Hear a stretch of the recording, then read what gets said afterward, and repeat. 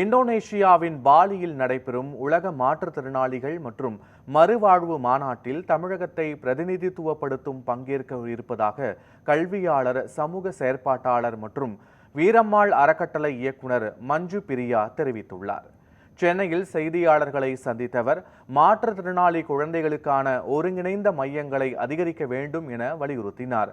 Skill development சென்டர்கள் ஒவ்வொரு மாவட்டத்திலும் கொண்டு வர வேண்டும் எனவும், இது மாற்றுத்திறனாளி இளைஞர்களுக்கு வருமானம் ஈட்டுவதற்கு உதவியாக இருக்கும் எனவும் தெரிவித்தார். மாற்றுத்திறனாளி குழந்தைகளை தமிழக முதலமைச்சர் சந்திக்க வாய்ப்பு வழங்க வேண்டும் என்றும் அவர் கோரிக்கை விடுத்துள்ளார். வரப்போற 10-11 இந்தோனேஷியா பாலியில் நடைபெற இருக்கின்ற 11வது உலக டிசபிலிட்டி அண்ட் ரீஹாபிலிட்டேஷன் கான்ஃபரன்ஸ் 70 நாடுகள்ல இருந்து வராங்க.